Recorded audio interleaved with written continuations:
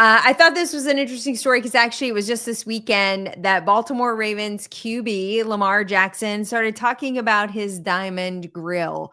And it brought up an interesting topic for myself as a dentist thinking, do I know how to do a diamond grill? And if someone walked in and wanted a diamond grill, where would one as a dentist go to get training to do a diamond grill? Or for that matter, even a gold grill? So I think, is this the new evolution of aesthetic and cosmetic dentistry?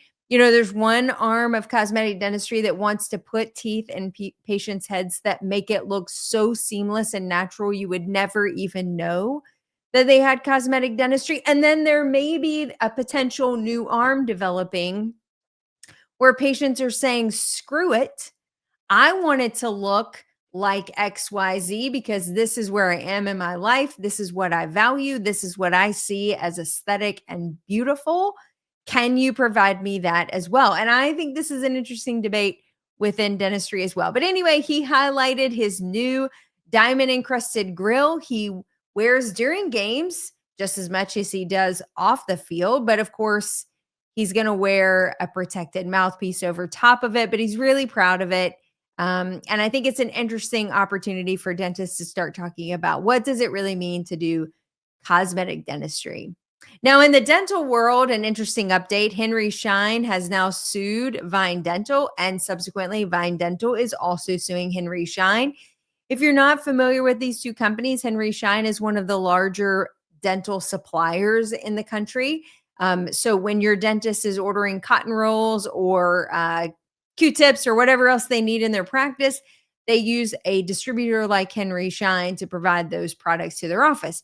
On the converse side, Vyne Dental is a software that is used to process and move claims through to insurance companies. So it's a middle partner between all of that. Most of these companies are supposed to work well together, play well together because they have software institutions that are supposed to interact. And I think there was a breakdown in that process. So these two really gigantic companies are now suing each other. I think the concern obviously is on the consumer end. What will that really mean? Is that going to impact your ability to work with Henry Schein or your ability to work with Vyne Dental? And will those two then not talk to each other anymore? They're two big players, so it could have some impact on the local level for dentists. Recently, well, within the last 6 years, the ADA had also filed a class action lawsuit against Delta Dental, trying to work through some of the nuances to get. There's a lot of issues with dental insurance companies with an antitrust. There's a lot of monopoly type activity that happens with insurance companies. Take the Northwest, Pacific Northwest, for instance, where a specific dental insurance company has about 98% market share. It becomes very difficult to negotiate to the benefit both of the patient and of the practitioner. And ultimately, the insurance company kind of takes full charge. Well, the ADA was trying to sue and build a class action lawsuit with other dentists against Delta Dental for some of that antitrust violation. The initial court hearing was denied as a class action lawsuit status, which would have offered benefit to all of the dentists that were involved. So they have the opportunity to appeal. They would have had to appeal by Monday. I haven't heard if that happened or not, and if this case will go on. There was another case that Delta Dental was being sued by a group of dentists, I believe in Indiana, that also got overturned as well. So it would appear thus far that we're not being super successful at getting the attention of the insurance company. But on the flip side, the ADA is getting more aggressive with their language and going against insurance companies for the downgrading process. So, as an example, if you go into your dentist and you get a tooth colored filling material put in a tooth, the insurance company might often downgrade that to a metal filling. Why? Because historically, metal fillings were paid on a cheaper fee schedule. So they'll downgrade your filling to a metal filling, which is not what was done, and then pay based on that fee schedule. So not only are you not getting your full value of your reimbursement of the 50% or 80% that you should have received for that restoration, now the dentist is also not getting compensated fairly as well. And the whole procedure is being miscoded to something that wasn't actually done. So we're getting some stronger language going against that. Whether that will have any impact or not. Forgive me for being a bit skeptical that I think maybe no.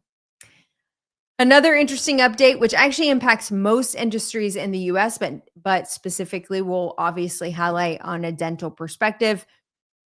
A lot tighter language has come out about visas for visiting the US and also to come for work visas. As of, let's see, what's the date? As of October 2nd was the date, but the deadline was September 20th.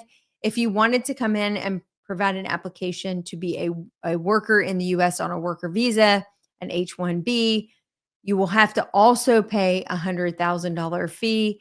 The concern is that there is a huge gap in faculty education at the universities for dental schools. And so they've relied pretty heavily on these H-1B visas to bring in foreign trained doctors to teach and educate American students.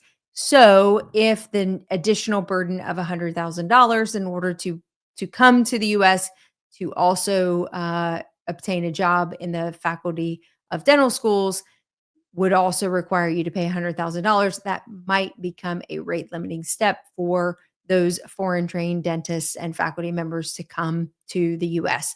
So I think the ADA is getting involved, obviously, to have conversations about the impact. I think medicine might get a carve out. I've heard some different stories that medicine may get a carve out from this particular nuance of the 100,000. But we will see. My guess is it's primarily focused on the tech industry, but obviously, when we make these broad sweeping rules, there's downflow on that. The last thing I wanted to highlight for you is just in general, kind of what's happening on the back end for dentists and compensation and how we're able to continue to make practices successful and able to continue to serve their community. There's a couple of things going on in California, specifically trying to address some of these issues. You may not be aware, but sometimes when dentists do procedures, insurance companies will reimburse the dentist on a credit card, like a debit card. But then when they run the debit card, it takes another 3% off of that. So while they're already taking a deduction on your contracted fee, they've already reduced their fees to do that. They probably ate the 3% from the credit card that you, as a patient, asked to use to pay your copay.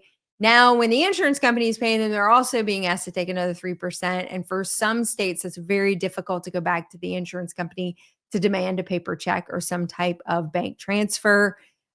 California specifically is trying to make that process incredibly straightforward and easy so that their doctors can be compensated in the way that best meets their needs. In addition, they're also working pretty strongly on some stuff with Delta Dental as well. Seems like they're being targeted by several different states to continue to make it a more equitable playing field for insurers, the insured, and for the doctors who are participating. And with that, that's the news. I would like to add one more thing sorry, I was bringing Jeff up, but you mentioned something earlier. You mentioned a lot of things that were very valuable to consumers, but one of the things that's really valuable is that even though they downgrade something, it does not mean that the insurance company is saying that it was not necessary. That's right. The insurance company cannot make any clinical decisions. They No, but try. it does. The point that you're making, Chad, is really important because all it does continue, all of these nuances that the insurance company does to say this is not a covered benefit for whatever reason, or we're going to downgrade it to an amalgam because we don't want to pay for a composite, which is really silly. Honestly, it's totally ludicrous these days. All I'm saying is, or the other piece of that is, it really is continuing to erode the trust between the practitioners and the patients. And Jeff brought that 100%. up, last week. We've talked about this ad nauseum on the show. What we used to be was the most trusted profession. People really depended on their dentist for honesty. And in fact, I feel like I have those conversations on a daily basis with patients, even about their own medical stuff, like Yep. advocating for them, telling them to go be their own advocate, to push them to find answers to things that don't make sense, because I want to be that trusted member of their community. But things like insurance companies telling patients that a crown that I did wasn't justified and therefore they're not going to pay for it, even though I agreed to do it. The patient understood and agreed that it was the best treatment option, and we moved forward with that plan. Then when they get the denial and the insurance says not medically necessary or not warranted, it just eats a little bit away at the trust that we're trying to build with patients, to say, well, if you look at my record of how many composites I do versus how many crowns I do, I think it's pretty clear.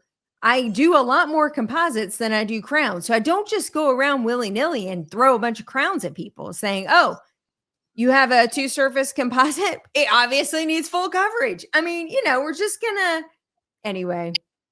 Well, I always tell patients this. Contrary to popular belief, the insurance company has one goal, and that is to make money. They are a profitable business. God bless them. And they're trying to make money, which means that in order for them to make money, they have to decrease what they send out to the practitioner on behalf of the patient.